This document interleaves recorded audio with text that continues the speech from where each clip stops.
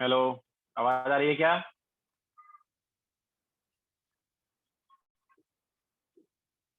Okay, so good evening to all. तो last lecture में अपना यूडियोमेट्री वगैरह हो गया है ना। यूडियोमेट्री भी हो गया एंड पार्सल प्रेशर वगैरह भी हो गया था। नाउ नेक्स्ट हेडिंग डालो, grams law of effusion and diffusion.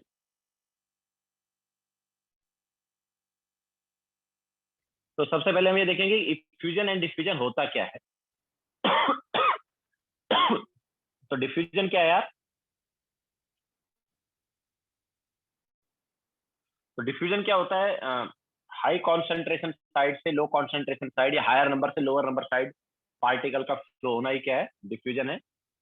तो फ्लो ऑफ पार्टिकल, जनरली हम गैस की बात कर रहे हैं, तो flow of gas particles from higher concentration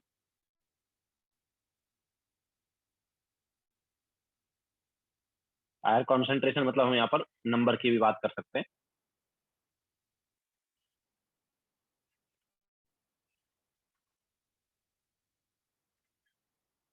to lower concentration.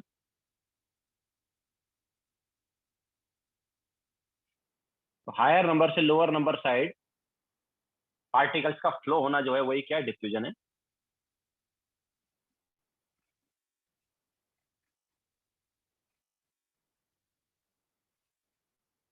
ठीक है।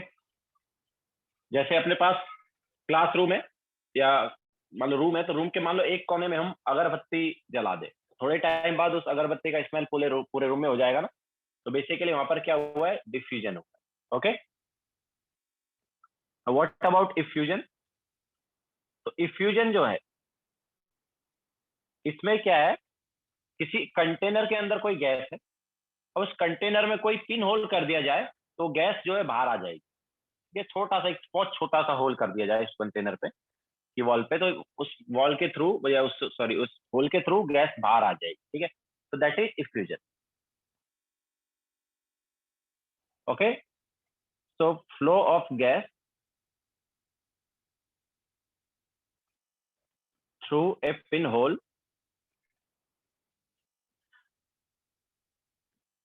Due to pressure difference.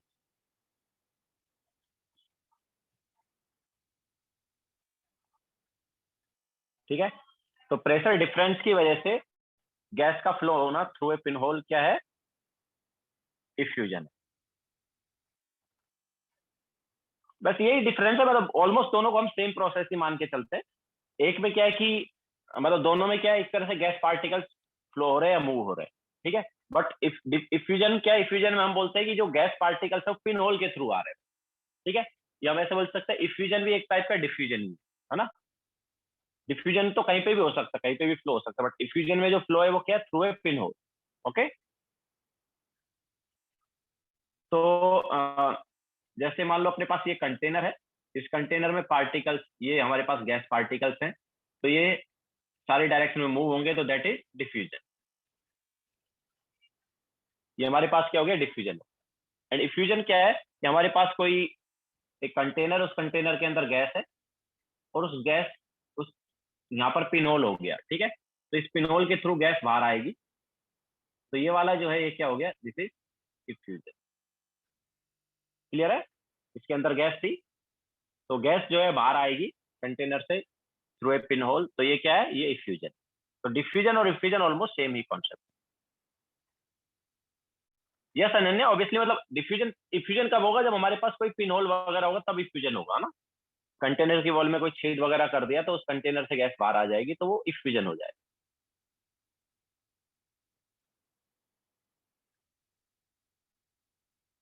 लिखो फिर आगे चलते हैं।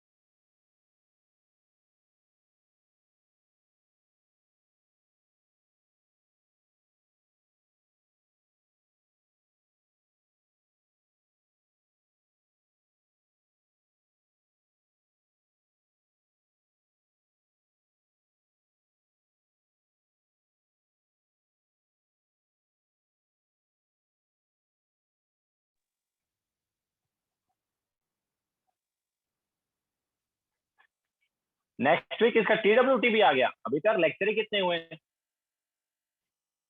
अभी तो और लेक्चर लगेंगे काफी, अभी तो आधा चैप्टर भी नहीं हुआ।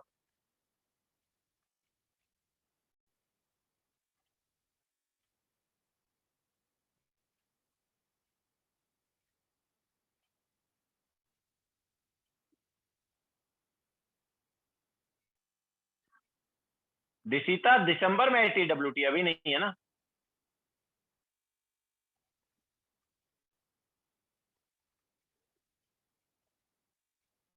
5 दिसंबर को है, तो 5 दिसंबर से पहले भी एक्चुअली नहीं हो पाएगा, लेट्स सी।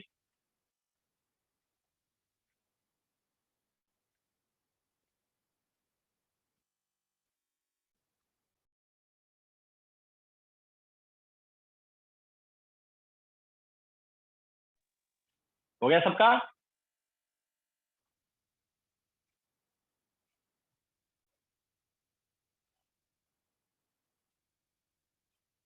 लिखो जल्दी।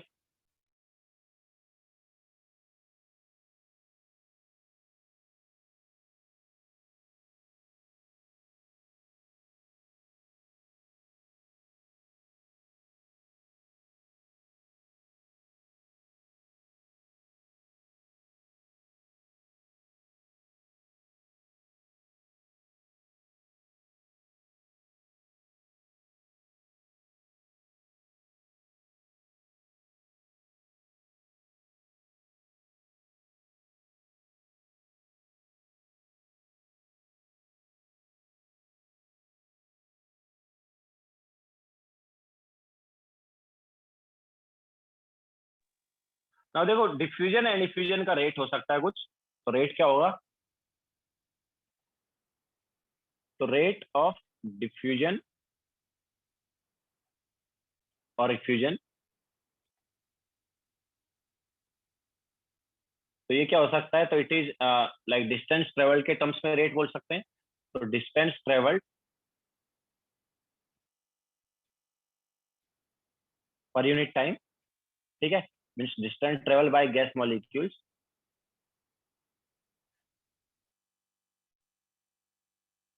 Divide by time taken. तो डिस्टेंस ट्रेवल के टर्म्स में हम रेट बोल सकते हैं, या कितना मोल्स गैस का इफ्यूज या डिफ्यूज हुआ है। सो नंबर ऑफ मोल्स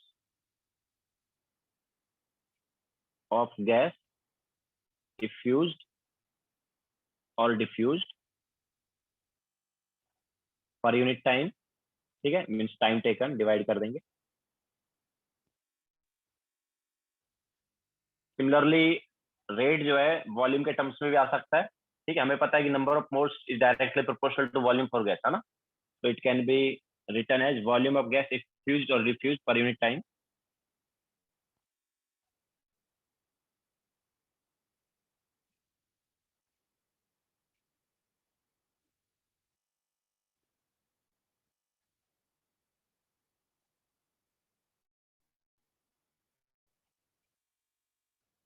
ठीक है, तो ये अलग अलग टर्म्स में हम यहाँ पर रेट की बात कर सकते हैं। तो लिखो, फिर आगे चलते हैं।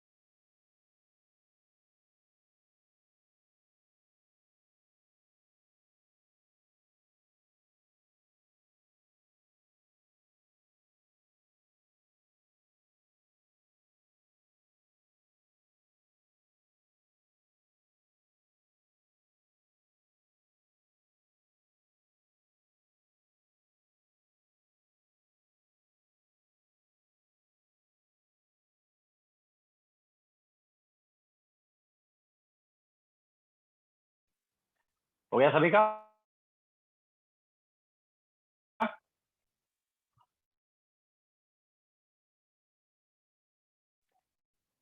Okay, so now according to Gram's law,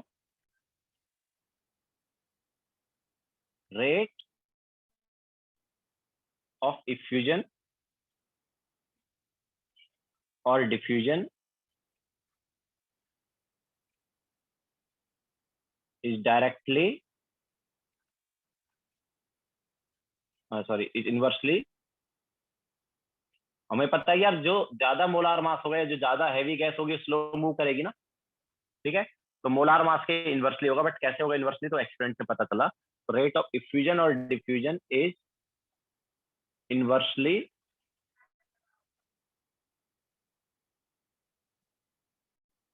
proportional to square root of molar mass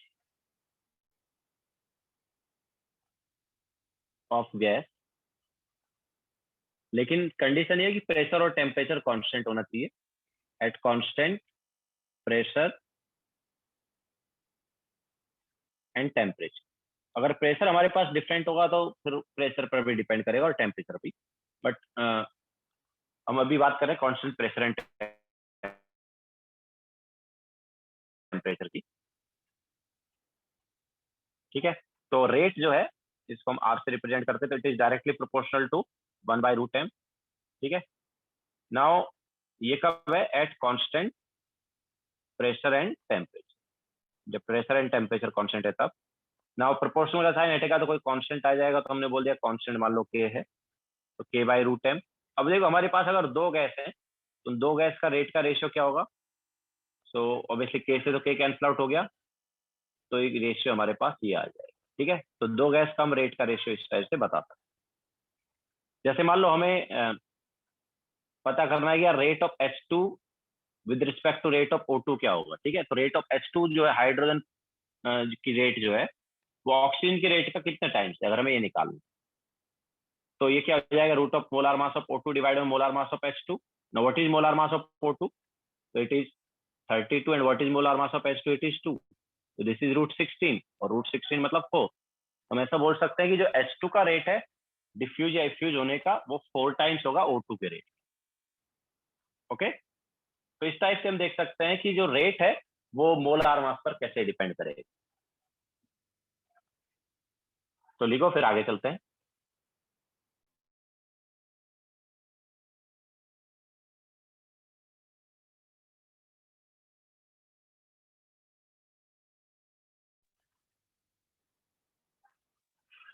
बोलो।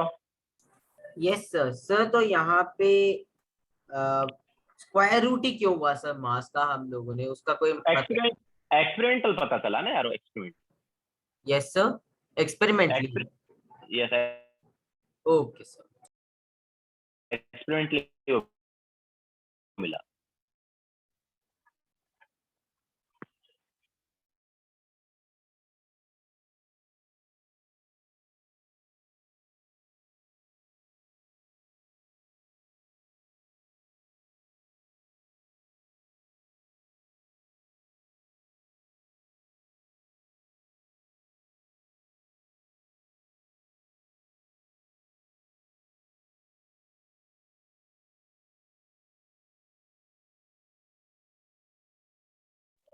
यस अनन्या।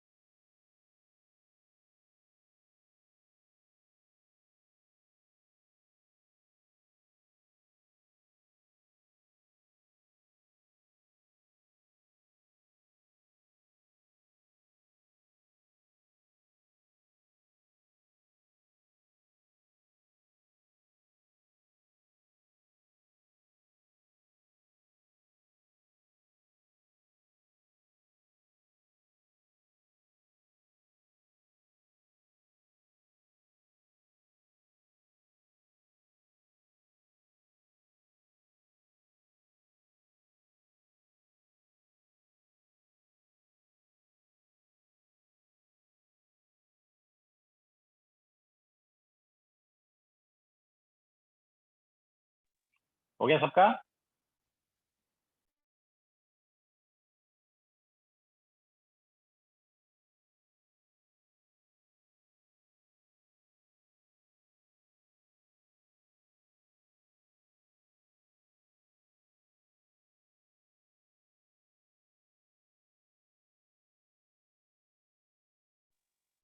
ठीक है, तो चलो एक क्वेश्चन ले लेते हैं अभी।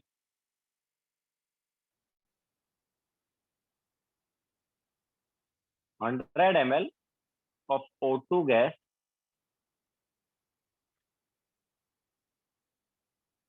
diffuses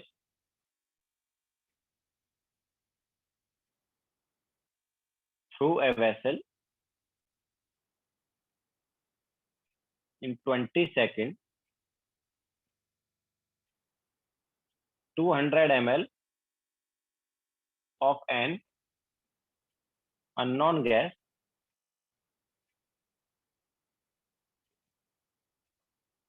takes 50 seconds for diffusion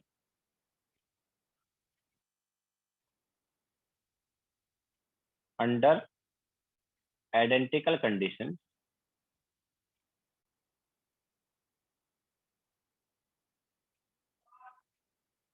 Determine molar mass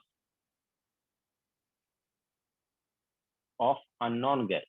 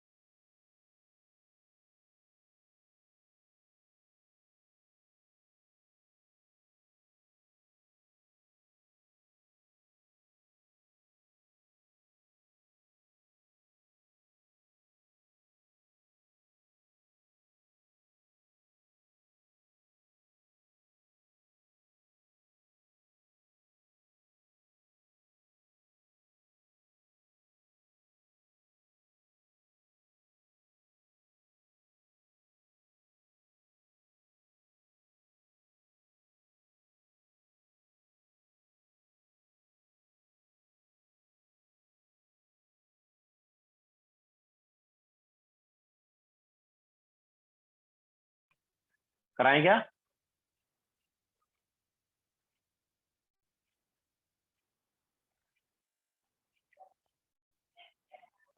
तो देखो, rate of R2 with respect to rate of unknown gas,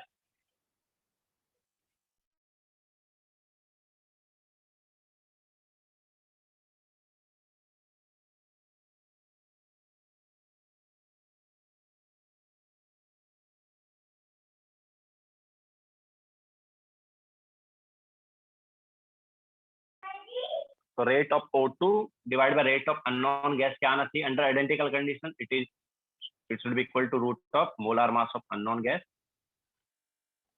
divide by molar mass of O2।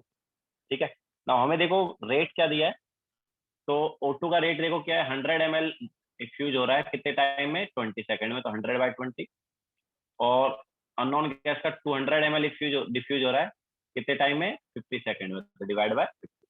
ये दोनों का रेट का रेशियो आ गया, इज इक्वल टू, मान लो ये हमारे पास x है ना, इसको x मान लेते हैं, तो this is x divide by molar mass of O2 is 32।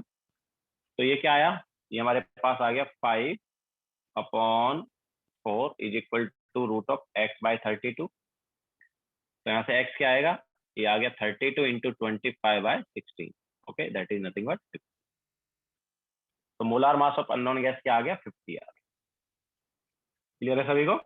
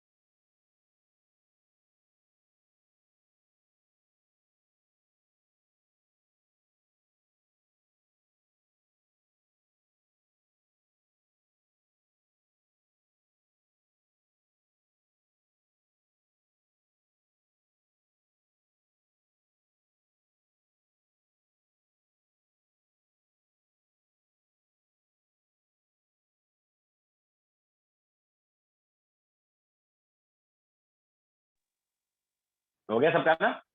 Now एक और क्वेश्चन ले लेते हैं।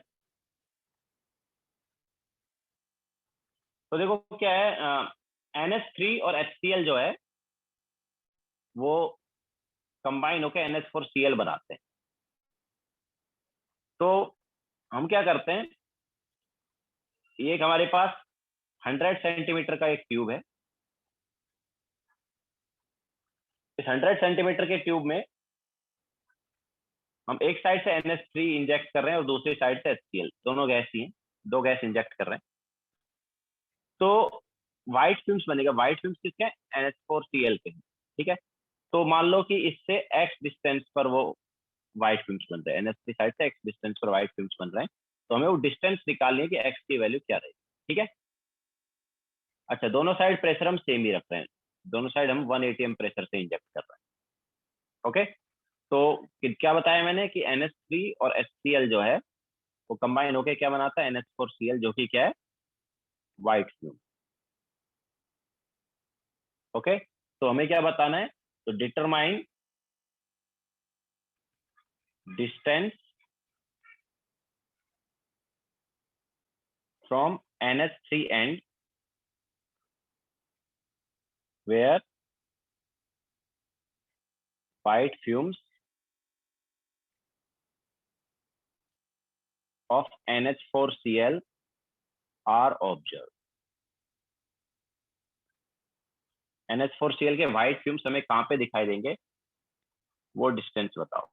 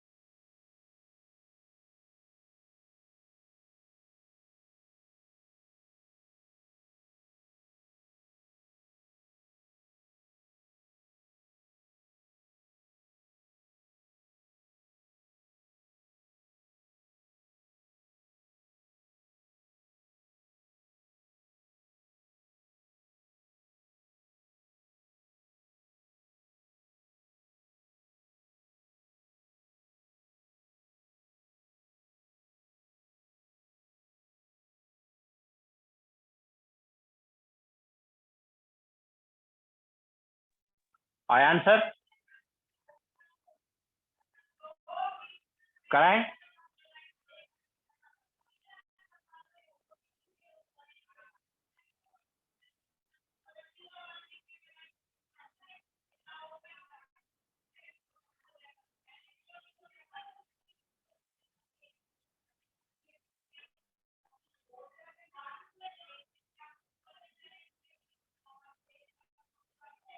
तो ये हमारे पास x डिस्टेंस है, तो ये बचा हुआ कितना होगा? 100 माइनस x होगा।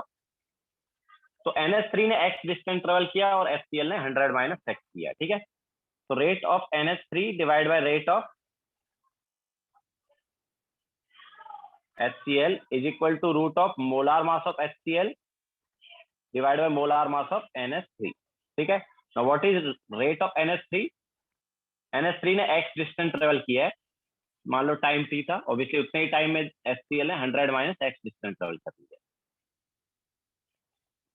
तो 100 minus x upon t is equal to root of molar mass of HCl that is 36.5, ठीक है। मोलार मास ऑफ HCl क्या है? 36.5 है, डिवाइड बाय NH3 का मोलार मास 70। तो ये हमारे पास क्या आएगा? x upon 100 minus x, and ये आ गया रूट के अंदर 2.15।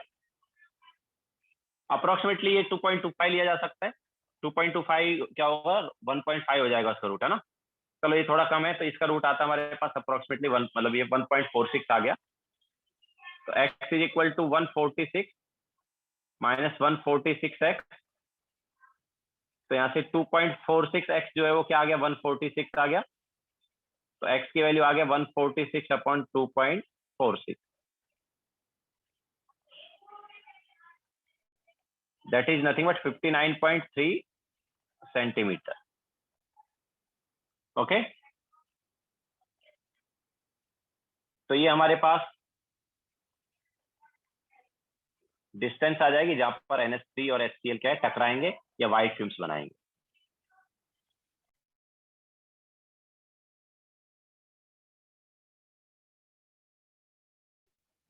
क्वाड्रेटिक की जरूरत नहीं है, रूट लोगे तो क्वाड्रेटिक नहीं बनेगा ना।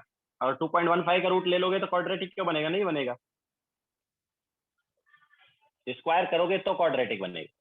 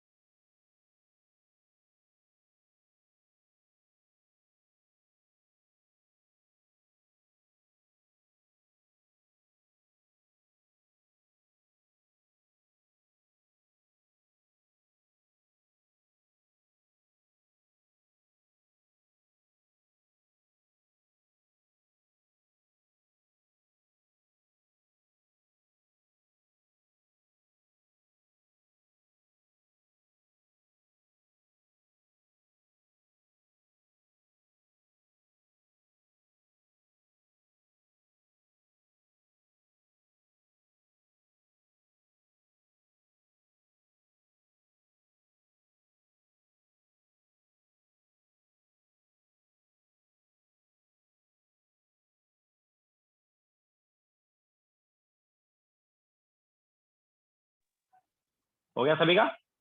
नाउ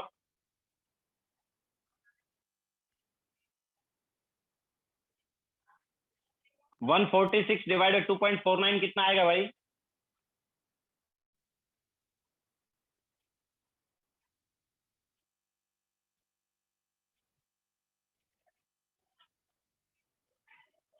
ये 59.3 आएगा ना।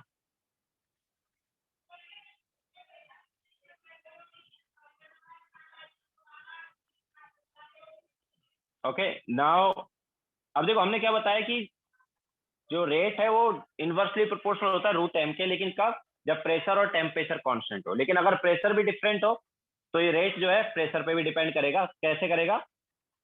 तो रेट ऑफ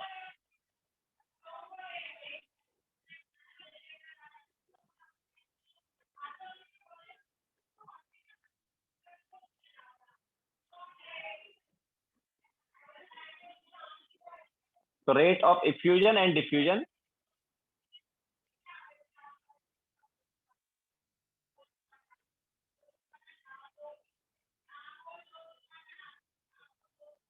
तो rate of effusion and diffusion is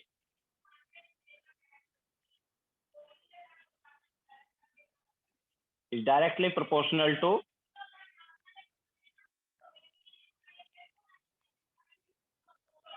so rate of effusion and diffusion is directly proportional to pressure of gas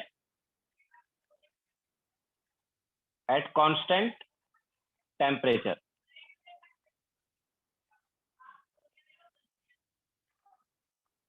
So rate of effusion and diffusion is directly proportional to pressure of gas at constant temperature. तो देखो pressure के directly proportional और root M के inversely proportional हो गया, ठीक है। तो दोनों चीजों को अगर हम यहाँ पर देखते हैं तो ऐसा आ जाएगा ना, तो R A upon R B जो है is equal to P A by P B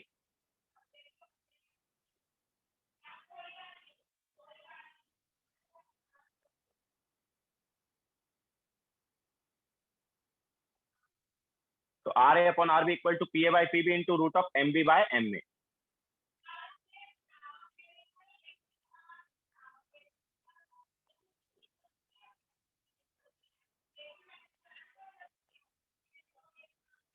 तो ये हमारे पास रेट का रेशियो आ गया।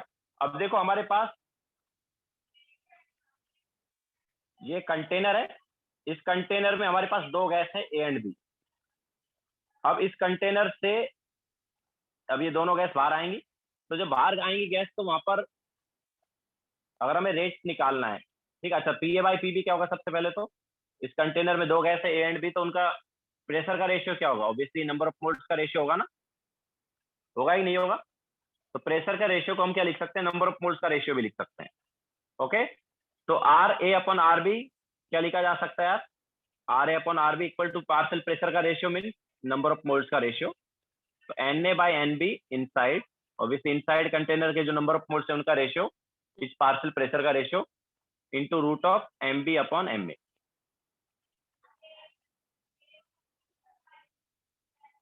ठीक है, सो रेट का ratio can be written as N A by N B inside into root of M B by M.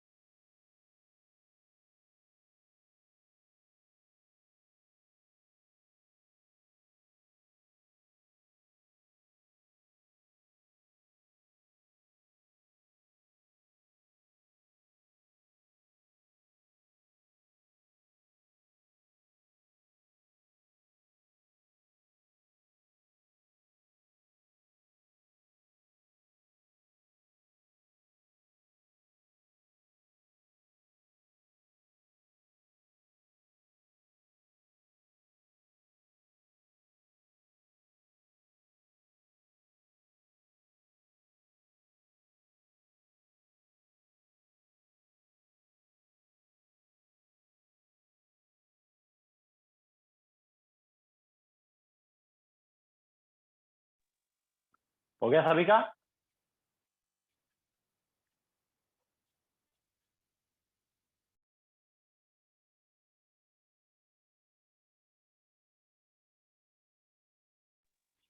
तो नाउ रेट को हम क्या लिख सकते हैं, रेट जो है उसको क्या लिखा जा सकता है, तो rate obviously number of moles कितने इफ्यूज या डिफ्यूज जो लिख सकते हैं ना, तो number of moles of A effused divide by time taken. Similarly B का रेट क्या हो गया, number of moles of B effused divide by time taken is equal to, ये तो रेट हो गया, अब it is equal to number of moles of A by B, है ना, inside, so it can be written as Na upon Nb inside into root of Mb upon Mb. Now number of moles of A जो इफ्यूज हुए हैं वो actually उतने moles outside रहेंगे ना, जितने मोल्स इफ्यूज होके बाहर गए उनको बाहर के मोल्स भी बोल सकते हैं ना, तो वी कैन से कि number of moles of A outside divide bye ऐसे टी से तो टी कैंसिल आउट हो गया है ना, तो number of moles of A outside divide by number of moles of B outside is equal to Na by Nb inside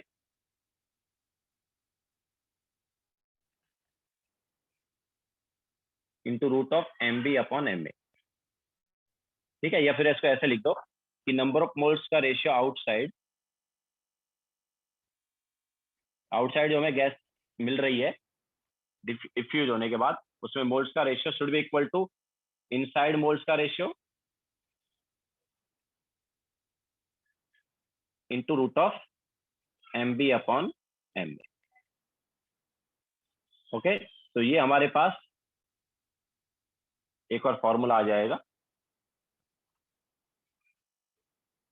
ठीक है, लिखो फिर आगे चलते हैं।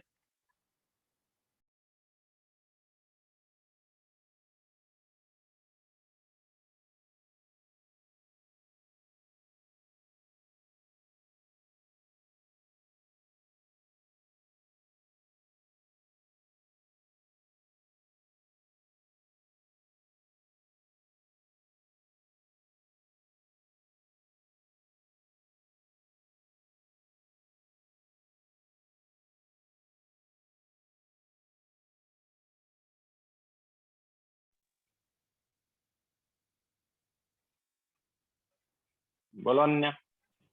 सर जो हमने जब फॉर्मूला लिखा था तो सर उसमें हमने जो लिखा था rate of effusion is equal to number of moles of gas by time, तो सर वो हाँ, आउटसाइड वाले गैसेस थे, नंबर ऑफ मतलब मोल। इफ्यूज इफ्यूज कितने मोल्स इफ्यूज हुए या डिफ्यूज हुए।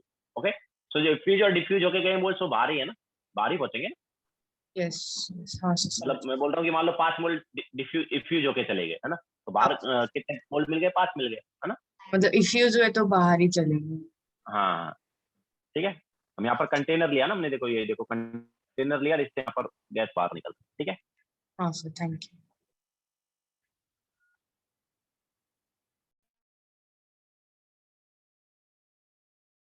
मतलब ये फॉर्मूला जो हम लगा रहे हैं ये इफ्यूजन वाले केस में ही लगेगा ना, ये जो फॉर्मूला लिखा है इफ्यूजन वाले में ही लगेगा, क्यों, क्योंकि इफ्यूजन में गैस जो है बाहर जाएगी।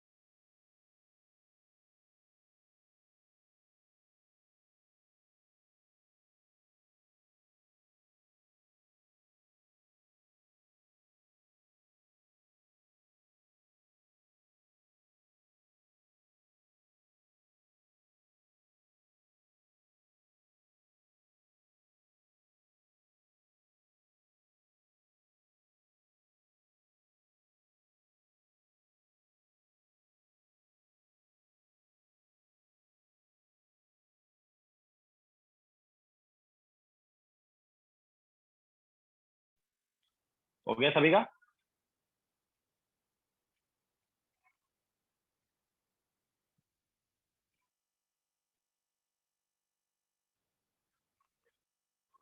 चलो क्वेश्चन लिखो।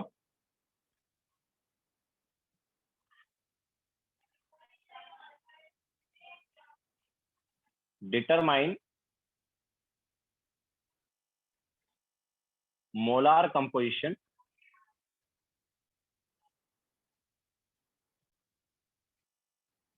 of mixture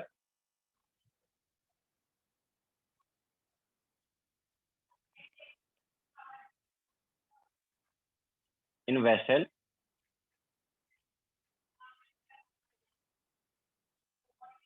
having helium and CH4 if molar composition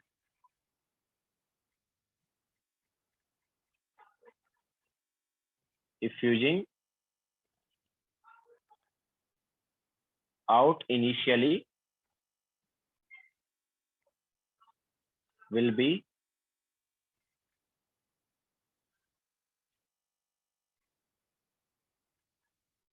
8:1। ठीक है, तो इनिशियली हमारे पास जो गैस डिफ्यूज होकर आ रही है उसमें number of moles of helium and CH4 का रेशियो 8:1 है। तो कंटेनर के अंदर जो हमारे पास गैस होगी उसका मोलार कंपोजिशन क्या होगा या मोल्स का रेशियो क्या होगा?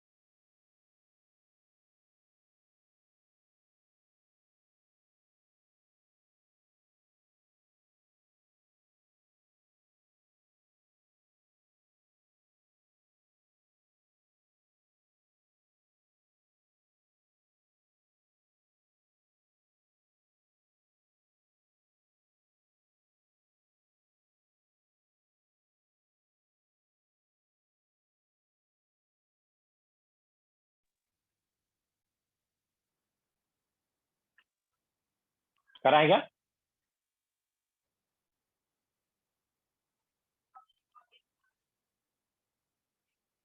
तो देखो हमें नंबर ऑफ मोल्स का रेशियो आउटसाइड दिया है। ठीक है, सो फॉर्मूला क्या? Number of moles of helium divide by number of moles of CH4 outside. It should be equal to number of moles of helium divide by number of moles of CH4 inside into root of molar mass of CH4 divide by molar mass of helium. अब देखो ये वाली value हमें दी हुई है, this is given as 8:1 and हमें ये वाली वैल्यू निकालनी है। So number of moles of helium divide by number of moles of CH4 ये हमें निकालना है। ठीक है, ये वाली वैल्यू हम निकालेंगे into root of molar mass of 16/4। तो 16/4 का रूट हो गया, मतलब 16/4 इज 4, उसका रूट क्या हो गया 2। ठीक है, तो यहाँ से number of moles of helium upon number of moles of CH4 जो है ऑब्वियसली इनसाइड वाला है, ये क्या आ जाए, दिस इज 4:1। ठीक है, तो इनसाइड मोल्स का रेशियो जो है हमारे पास क्या आएगा, 4:1 आएगा।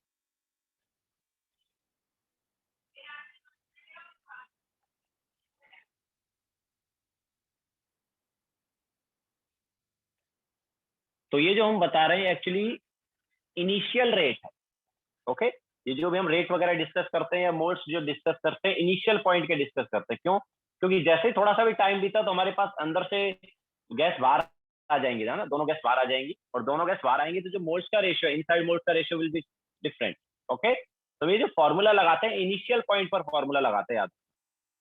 ओके, ये जो भी हम रेट निकाल रहे होते हैं वो इनिशियल पॉइंट पर रेट निकाल रहे होते हैं, क्योंकि कुछ टाइम बाद दोनों का जो मोल्स का रेशियो कांस्टेंट थोड़ी रहेगा। इनसाइड में जो मोल्स का रेशियो है वो कांस्टेंट नहीं रहेगा, या पार्शियल प्रेशर का जो रेशियो है कांस्टेंट नहीं रहेगा, क्योंकि हो सकता है एक गैस थोड़ी ज्यादा आ जाएगी, एक गैस थोड़ी कम आएगी।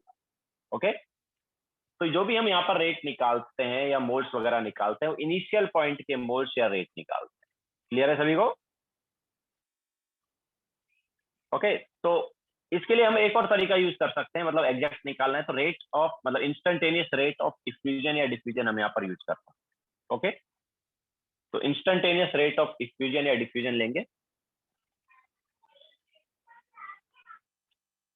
अनन्या इनिशियली है, किसी भी इंस्टेंट का नहीं हो सकता। किसी भी इंस्टेंट का मतलब किसी भी इंस्टेंट तो कोई भी टाइम हो गया ना, तो अगर ज्यादा टाइम बाद हम करेंगे तो ऑब्वियसली अंदर जो मोल्स का रेशियो वो तो चेंज हो चुका होगा।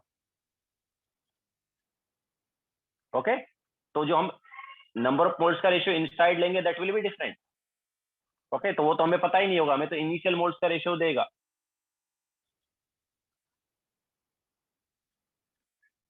तो बेसिकली ये हम जो भी रेट वगैरह निकालते हैं ये इनिशियल पॉइंट की रेट निकालते हैं। तो नाउ हम नेक्स्ट यहाँ पर ले लेते हैं इंस्टेंटेनियस रेट ऑफ डिफ्यूजन और रिफ्यूजन। चलो उससे पहले एक दूसरा कॉन्सेप्ट यहाँ पर ले लेते हैं जो इसी कॉन्सेप्ट पर बेस है, वो इंस्टेंटेनियस वाला थोड़े बाद में लेते हैं। तो सेपरेशन ऑफ गैसेस मिक्सचर ले लेते हैं। ठीक है, सेपरेशन ऑफ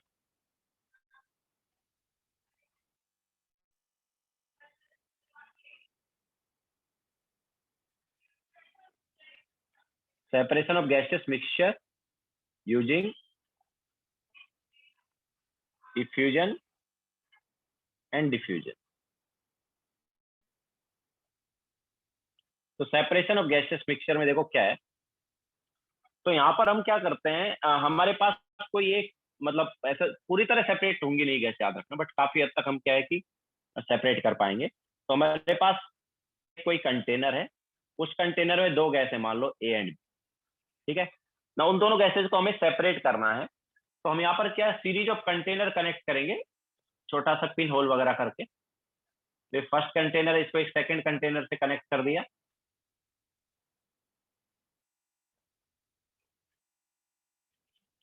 फिर एक और कंटेनर हमने ले लिया,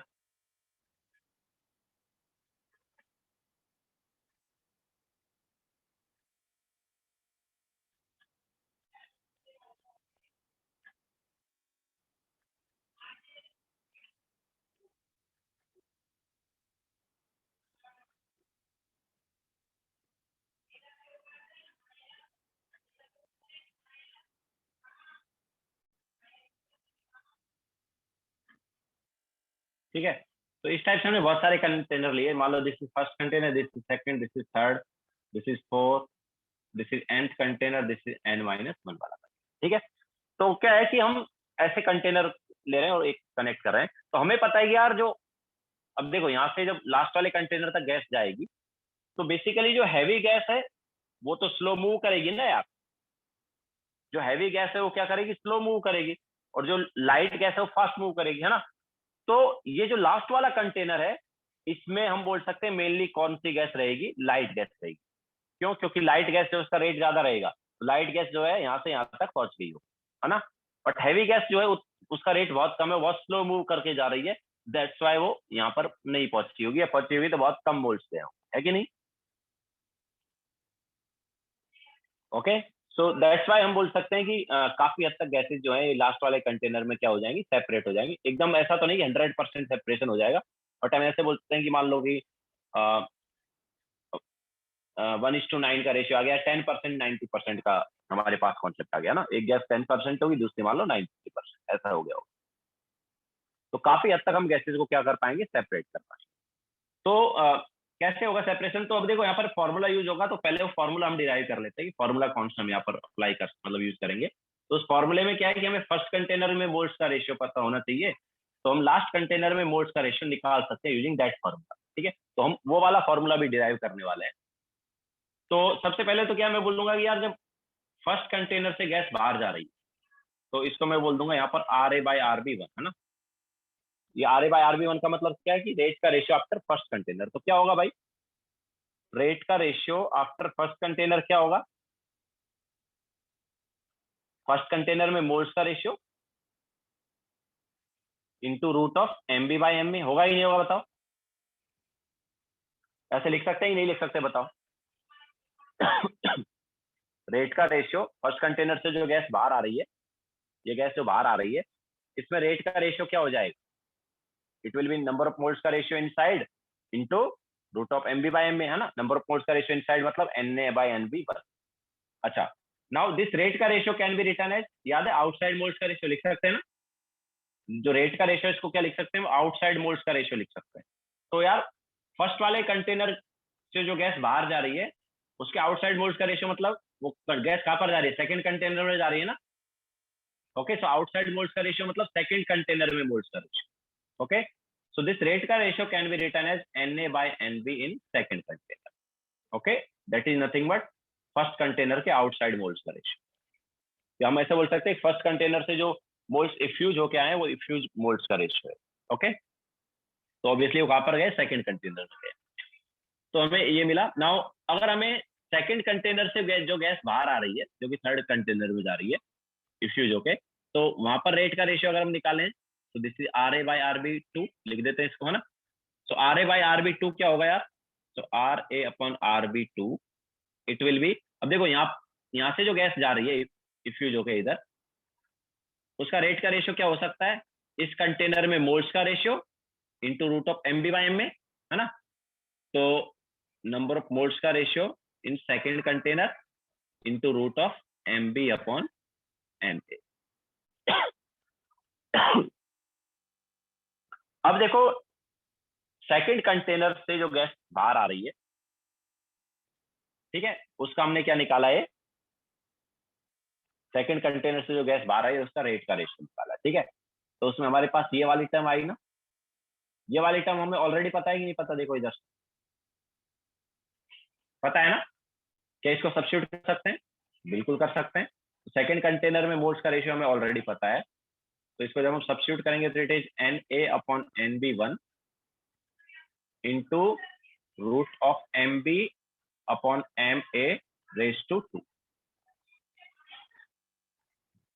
ठीक है, तो हमारे पास नंबर ऑफ मोल्स का रेशियो आ गया। कौन कौन से कंटेनर में नंबर ऑफ मोल्स का रेशियो आएगा बताइए, हमें क्या मिला, हमें मिला रेट का रेशियो आफ्टर सेकंड कंटेनर, है ना। सेकंड कंटेनर से जो गैस बाहर निकल रही है उसका रेट का रेशियो मिला है। नाउ सेकंड कंटेनर से जो गैस बाहर आ रही है इसका रेट का रेशियो क्या लिया जा सकता है, ऑब्वियसली थर्ड कंटेनर में मोल्स का रेशियो लिया जा सकता है क्या, क्योंकि ये जो रेट का रेशियो है दैट रेट का ratio can be written as outside moles का रेशियो, एंड सेकंड कंटेनर का आउटसाइड मोल्स का रेशियो मतलब थर्ड कंटेनर, है ना, क्योंकि सेकंड कंटेनर से गैस कहां पर गई है, थर्ड कंटेनर में गई है। ओके, सो दिस रेट का ratio can be written as number of moles का रेशियो इन थर्ड कंटेनर। ठीक है,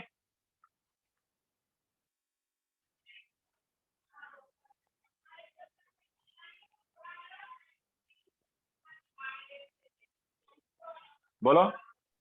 सर इसमें आउटसाइड मतलब बाकी सारे कंटेनर्स नहीं माना जाएगा, बस थर्ड माना जाएगा। आवाज नहीं आ रही यार, थोड़ा तेज बोलो, क्या बोल रहे हो? सर इसमें आउटसाइड का मतलब बाकी सारे कंटेनर्स नहीं बोलेंगे। नहीं, उसके जस्ट बाहर वाला। ओके। आउटसाइड मतलब जस्ट बाहर वाला ना, क्योंकि गैस ओके। तो आगे आगे चलती जा रही है। हम जस्ट बोलेंगे कि तुरंत बाहर कौन से कंटेनर में गया हुआ ओके सर, है। ओके। समझ गया।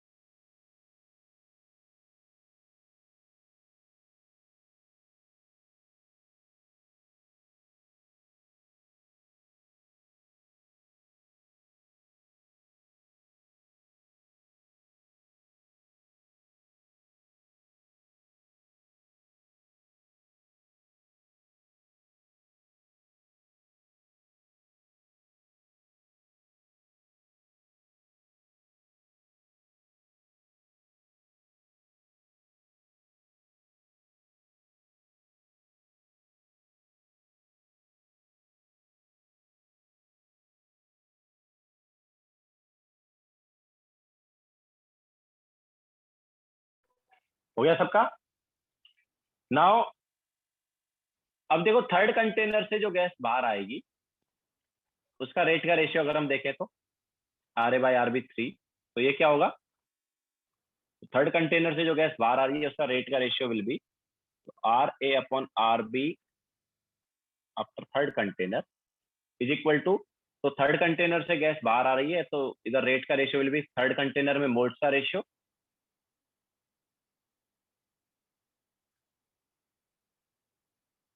Into √MB/MA। अब देखो, थर्ड कंटेनर में मोल्स का रेशियो क्या है? थर्ड कंटेनर में मोल्स का रेशियो में ऑलरेडी है। Okay, so it can be written as number of moles का ratio in first container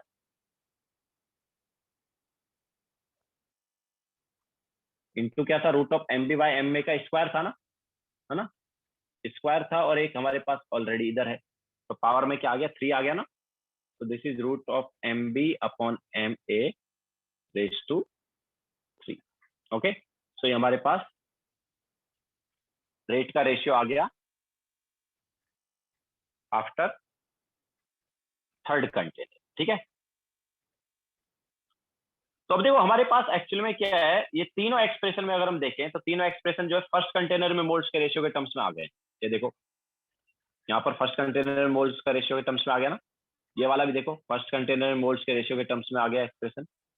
and ये वाला भी देखो, फर्स्ट कंटेनर में मोल्स के रेशियो के टर्म्स में आ गया। अच्छा, इसको हम आगे क्या लिख सकते हैं? ये जो रेट का रेशियो है आफ्टर थर्ड कंटेनर, इसको हम क्या लिख सकते हैं? थर्ड कंटेनर का रेट का रेशियो, थर्ड कंटेनर से जो गैस बाहर जा रही है उसका रेट का ratio is nothing but fourth container में मोल्स का रेशियो लिख सकते हैं ना। ठीक है, so that can be written as moles का रेशियो इन फोर्थ कंटेनर। ठीक है। तो अब देखो ये हमारे पास जो 2-3 इक्वेशन आई है, इनसे हम एक जनरल इक्वेशन अभी बना लेंगे। अगर हमें निकालना है रेट का रेशियो आफ्टर n-1 कंटेनर, ठीक है, n-1 कंटेनर के बाद जो गैस बाहर आ रही है उसका रेट का रेशियो क्या होगा। तो देखो फर्स्ट कंटेनर का रेट का रेशियो अगर हम देखेंगे तो यहाँ पर पावर में 1 है। सेकंड कंटेनर में रेट का रेशियो देखेंगे तो देखो इधर पावर में 2 है ना। एंड थर्ड कंटेनर के बाद रेट का रेशियो देखोगे तो देखो इधर पावर में क्या 3 है। ऑब्वियसली हम कौन सा एक्सप्रेशन की बात करें, NA/NB1 की बात करें, है ना। NA/NB इन फर्स्ट कंटेनर वाला जो एक्सप्रेशन है उसमें अगर हम देखेंगे तो NA/NB1 सभी में आ रहा है, साथ में √MB/MA की पावर में कुछ आ रहा है। यहाँ पर पावर में 1 है, ओके। सेकंड वाले में पावर में 2 है, थर्ड वाले में पावर में क्या है 3, ओके। तो यहाँ पर हम एक जनरल एक्सप्रेशन यहाँ पर लिख सकते हैं कि RA/RB after n-1 container is equal to number of moles का ratio in first container into √MB/MA and power में क्या आएगा n-1, ठीक है। यहाँ पर जो है वही पावर, जैसे यहाँ पर 3 है पावर में 3 आ गया, ठीक है। तो पावर में आ गया n-1। नाउ दिस रेट का ratio can be written as n-1 container से जो गैस बाहर आ रही है उसका रेट का ratio can be written as nth container में मोल्स का ratio, okay. So this can be written as NA/NB in nth container, okay. So ये हमारे पास एक जनरल एक्सप्रेशन आ गया है, ठीक है। तो मतलब अगर हमें फर्स्ट कंटेनर में मोल्स का रेशियो पता है और हमें कंटेनर नंबर पता है कोई, तो हम बता सकते हैं कि उस कंटेनर में मोल्स का रेशियो क्या हो जाएगा, मतलब हमें ये निकाला जाता है, ओके। तो यहाँ पर क्या होता है, टोटल कंटेनर n है तो नंबर ऑफ स्टेप्स कितने हुए। देखो फर्स्ट कंटेनर से गैस जब सेकंड कंटेनर में जा रही है तो एक स्टेप हुआ डिफ्यूज करने के लिए, सेकंड से अगर थर्ड तक पहुंच गई तो 2 स्टेप हो गया ना, ये एक स्टेप, ये 2 स्टेप, ये 3 स्टेप, है ना। तो इस टाइप से जब अगर देखते हैं तो n-1 स्टेप में यहाँ पर गैस क्या हो रही है, सेपरेट हो रही है, ओके। तो यहाँ पर नंबर ऑफ स्टेप्स जो हैं वो कितने हुए, n-1 steps,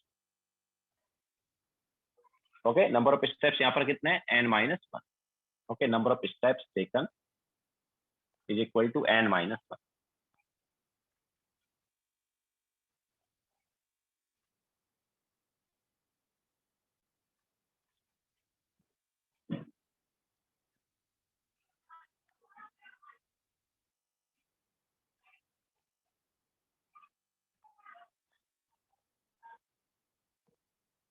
sorry capital N है ना, that is capital N।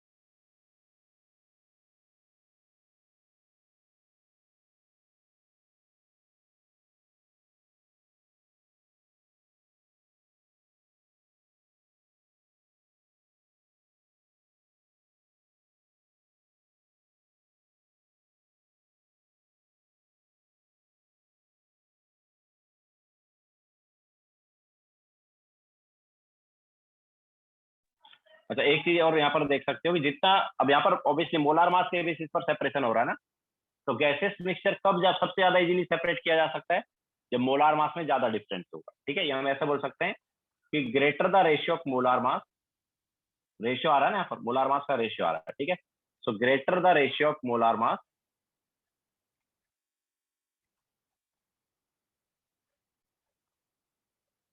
Gases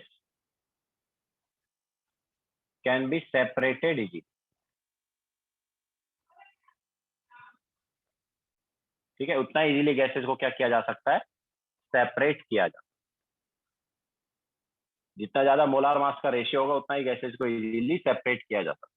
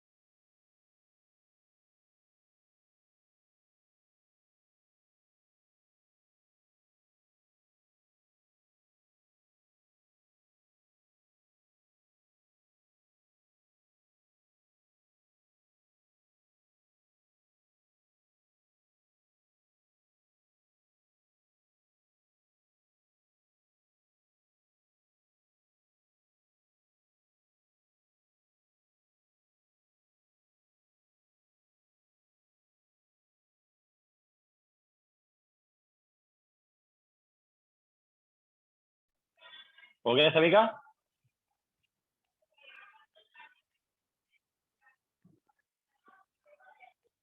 चलो एक क्वेश्चन ले लेते हैं यहाँ पर।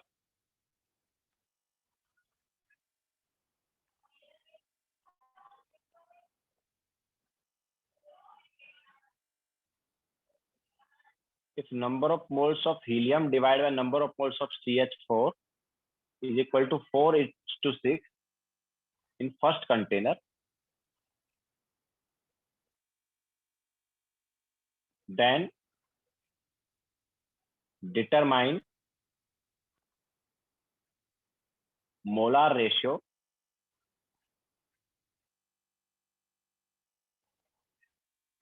after 5 steps. 5 steps के बाद मोलार रेशियो क्या आएगा?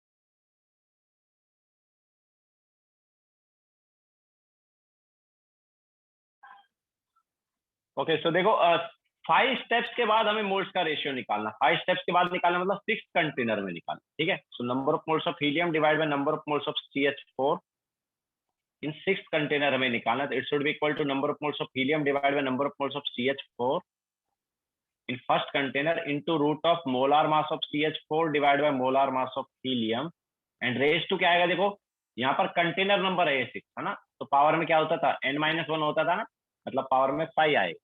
ओके, ये हम बोल सकते हैं 6 - 1। Okay, so number of moles of helium divide by number of moles of CH4 in 6 container is equal to first container में मोल्स का ratio 4:6 and root of molar mass of CH4 mean root of 16 divide by helium का molar mass 4 raise to 5, so that is nothing but 2/3 into, अब देखो 16/4 क्या हो गया? It is 4 और 4 का रूट इज 2, तो 2/5, तो 2/5 कितना होता है? 32 ना, तो 32 into 2 is 64, तो 64/3 जो है ये हमारे पास आ गया किसका रेशियो? मोलार मास का रेशियो आ गया। क्लियर है? तो यहाँ से देखो, यहाँ से भी तुम चीज वो देख सकते हो यार, स्टार्टिंग में देखें तो 2:3 का रेशियो है, स्टार्टिंग वाले कंटेनर में 2:3 का रेशियो है। मतलब हम बोल सकते हैं कि स्टार्टिंग वाले कंटेनर में CH4 ज्यादा है, लेकिन यार 6 कंटेनर में देखो हीलियम के मोल्स जो है वो CH4 से कितने ज्यादा हो गए, 16:3 का रेशियो आ गया 6 कंटेनर में, है ना। तो जैसा हम तुम्हें बता रहे थे कि यार जो हैवी गैस है वो बहुत कम रहेगी और लाइट गैस बहुत ज्यादा रहेगी लास्ट वाले कंटेनर, है ना, क्योंकि हैवी गैस जो है स्लो मूव करके गई है और जो लाइट गैस है वो फास्ट मूव करके गई है।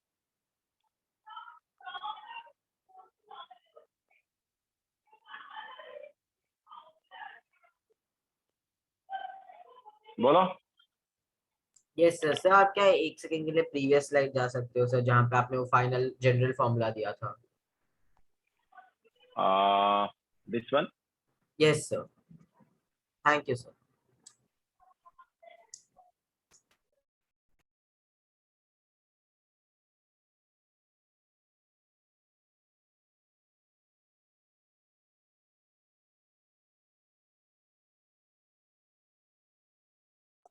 सर इसमें ऐसा हो सकता है कि मतलब ये जो सेटअप है उसमें लास्ट में मतलब बहुत टाइम तक रखा तो जो हैवी गैस है वो मतलब इक्वलाइज हो जाए पूरे उसमें, मतलब पूरा नहीं, ऐसा नहीं, कंसंट्रेशन। देख, अभी क्या है कि एक बार जब हमारे पास कोई गैस पहुंच गई है, वैसे तो हमें पता है कि गैस मॉलिक्यूल्स मूव करते रहेंगे, बट हाँ एक बार जब लाइट गैस वहां पर पहुंच गई है तो सभी कंटेनर में प्रेशर सेम ही हो गया होगा ना, ये इक्वलाइज प्रेशर हो गया होगा ना, ठीक अच्छा है, इक्विलिब्रियम आ चुका होगा, तो फिर हम बोलेंगे मूवमेंट होगा ही क्यों, ओके है ना। हाँ तो हम ऐसा बोल सकते हैं, बाकी तो ऑब्वियसली गैस मॉलिक्यूल्स तो मूव करते ही रहेंगे क्या, बट स्टिल हम ओके एक तरह से अगर मान के चलेंगे कि यार एक बार जब गैस मॉलिक्यूल पहुंच गए लास्ट, मतलब light gas molecule last container में पहुंच गए एक बार, हाँ तो सभी में क्या है कि आपस मतलब सभी में प्रेशर डिफरेंस सेम हो गया होगा, या हम बोल सकते हैं सभी में सेम प्रेशर आ गया, है ना। तो अच्छा फर्दर फिर मूवमेंट को हम नेग्लेक्ट ही कर सकते हैं, ठीक है। Okay sir okay.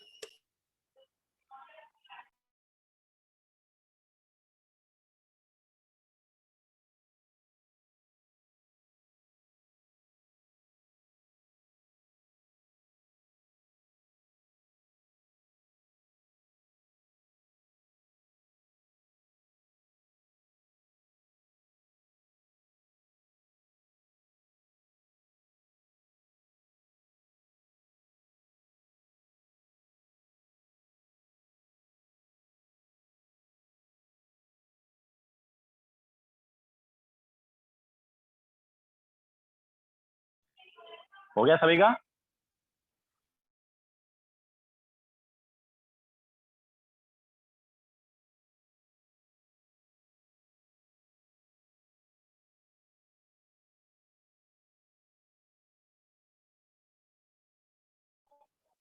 Okay, so now हम थोड़ी देर पहले तुम्हें बात बता रहे थे कि हम इनिशियली रेट देखते हैं ना, जो भी देखते हैं हम क्या देखते हैं, इनिशियल रेट वगैरह देखते हैं।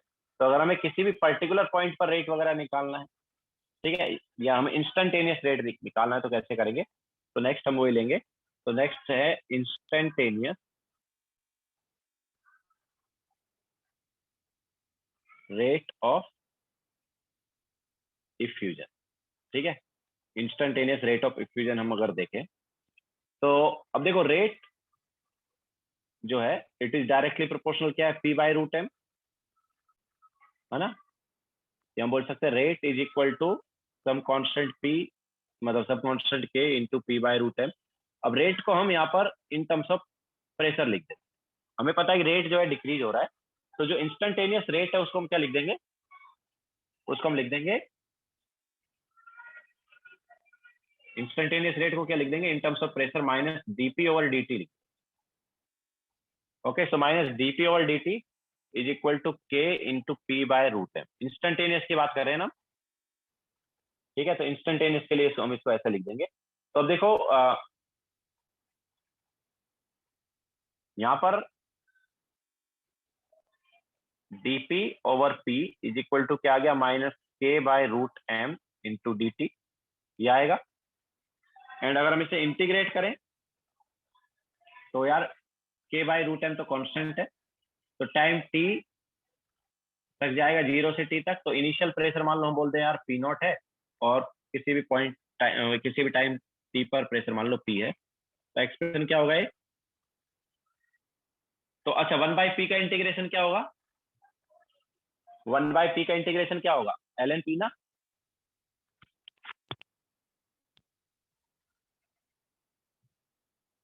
का इंटीग्रेशन हो गया ln p, लिमिट सब्स्टिट्यूट किया तो ये आ गया ln p minus ln p not and minus k by root m, dt का इंटीग्रेशन हो गया t, लिमिट लगा के t आएगा वो। तो यहां से ln of p by p not हमारे पास आ गया minus k by root m into t. Okay, ln of p by p not क्या आ गया? Minus k by root m into t. या फिर इसको क्या लिख सकते हैं? इसको हम लिख सकते हैं p इज इक्वल टू, अच्छा ln को अगर हम राइट हैंड साइड लेके जाएंगे तो पावर एक्सपोनेंशियल पावर हो जाएगा ना, ln मतलब लॉग बेस e। ओके, तो राइट हैंड साइड लेके जाएंगे तो क्या हो जाएगा? एक्सपोनेंशियल पावर हो जाएगा। तो हमारे पास ये एक्सप्रेशन आ जाएगा p equal to p not into E raise to power minus.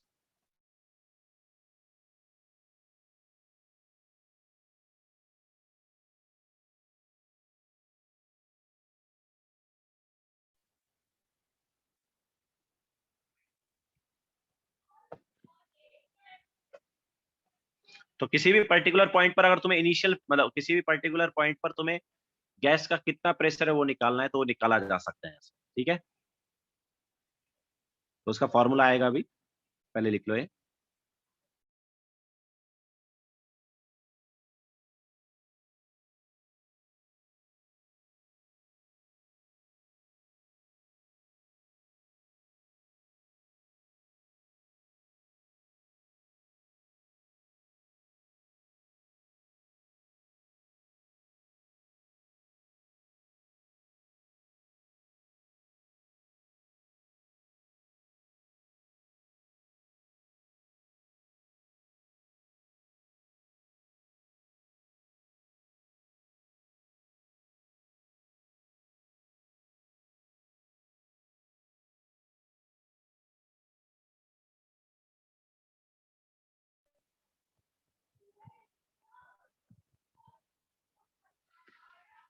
Yes, negative sign इसलिए बिकॉज प्रेशर क्या हो रहा है? डिक्रीज हो रहा है। रेट को हमने माइनस dp और dt क्यों लिया? बिकॉज प्रेशर क्या हो रहा है? डिक्रीज हो रहा है।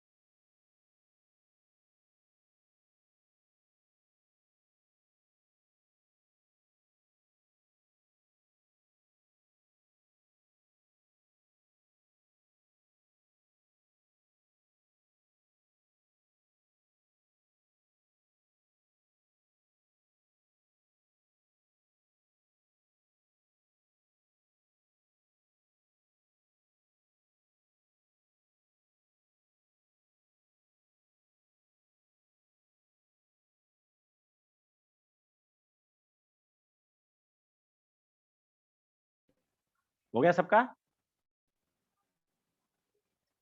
नाउ अब देखो हम क्या बता रहे थे कि जो ln है उसको राइट हैंड साइड लेके जाएंगे तो क्या आ जाएगा? So p upon P naught is equal to आएगा e raise to power minus k upon root m into T. ठीक है, तो यहाँ से प्रेशर क्या आ गया? तो प्रेशर आ गया पी नॉट मतलब initial pressure into E raise to power minus K upon root m into T. तो जो प्रेशर है अंदर का वो कुछ इस टाइप से हमारे पास क्या हो रहा है? डिक्रीज। ठीक है, एक्सपोनेंशियल वे में प्रेशर क्या हो रहा है? डिक्रीज हो रहा है। तो प्रेशर वर्सेस टाइम ग्राफ अगर तुम यहाँ पर बनाते तो प्रेशर का जो डिक्रीज है वो क्या है? एक्सपोनेंशियल वे में इस टाइप से डिक्रीज हो रहा है। ऑब्वियसली जो इनिशियल प्रेशर है that is nothing but P not. ठीक है, तो ये एक्सपोनेंशियल वे में क्या होगा? डिक्रीज।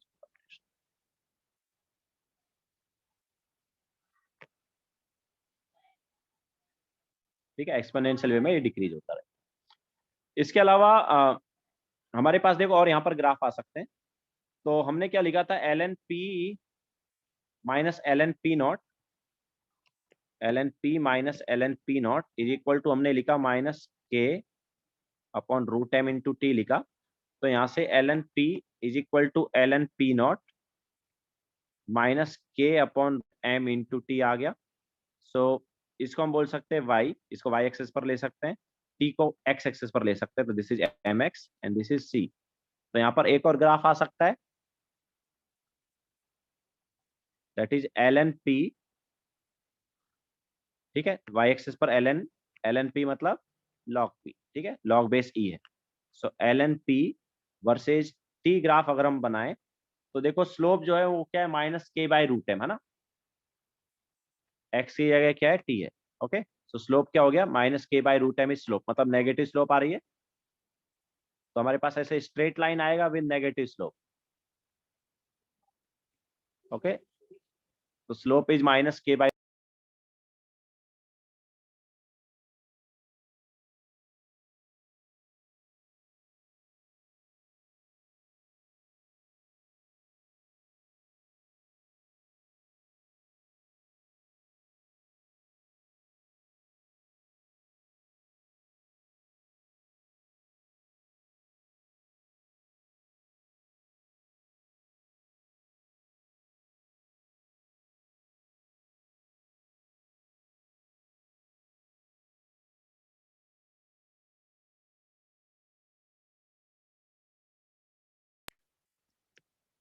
तो स्लोप क्या आएगा? Minus K by root M आएगा।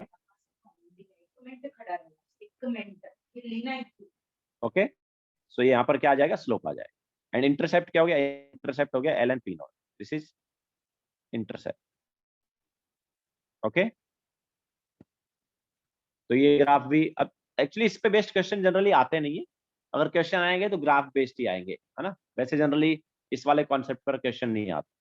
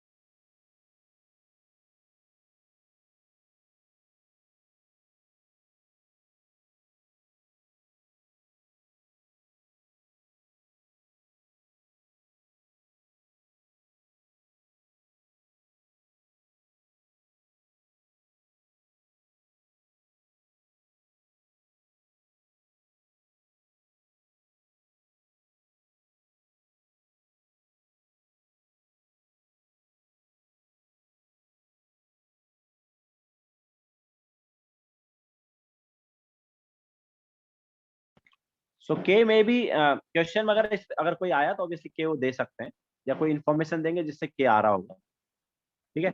बट जैसा मैं बता रहा हूँ इस पे बेस्ड क्वेश्चन जनरली नहीं आता।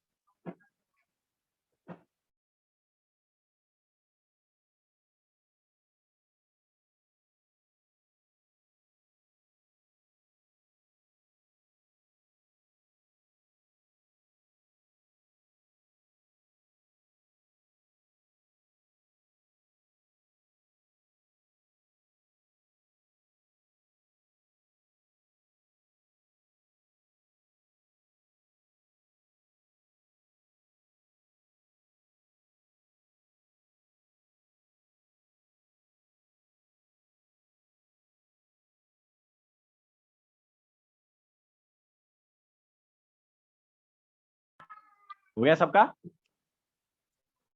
now देखो यहाँ पर एक और एक्सप्रेशन हम लिख सकते हैं। हमने लिखा था ln of p by P naught is equal to क्या लिखा, minus K into T divide by root m, ये लिखा था ना। तो इसको ऐसे भी लिखा जा सकता है ln of P not upon P. अब देखो पी नॉट पी करेंगे तो नेगेटिव साइन चला गया है ना, तो इट इज के टी अपॉन रूट m, ठीक है। या फिर ln को log में अगर हम कन्वर्ट करते हैं तो हमारे पास एक और एक्सप्रेशन आ गया 2.303 log ऑफ,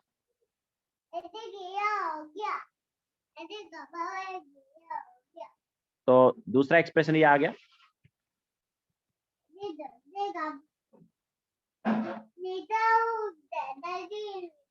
ओके, तो ये और एक्सप्रेशन आ सकते हैं, बट जैसा मैं बता रहा हूँ जनरली इनका यूज होगा नहीं, बिकॉज इस पे बेस्ड क्वेश्चन जनरली नहीं आता।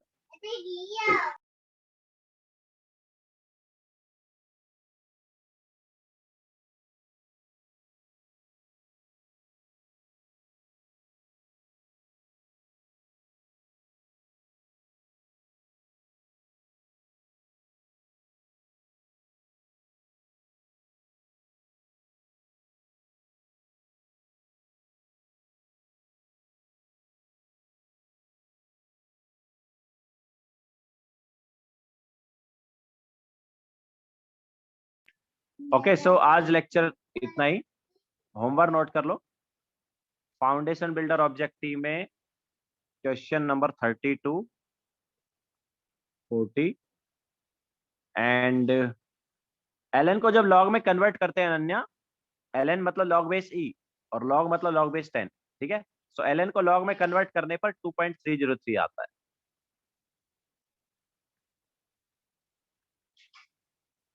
ठीक है, log बेस e को जब log बेस 10 में कन्वर्ट करते हैं ना, तो उसमें हमारे पास 2.303 आ जाता है। तो फाउंडेशन बिल्डर सब्जेक्टिव में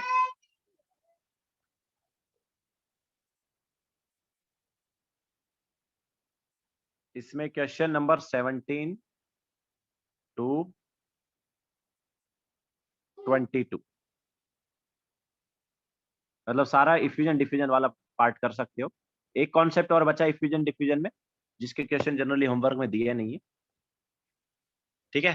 तो जो इफ्यूजन डिफ्यूजन वाला पार्ट है वो सारा सॉल्व हो सकता है यहाँ से।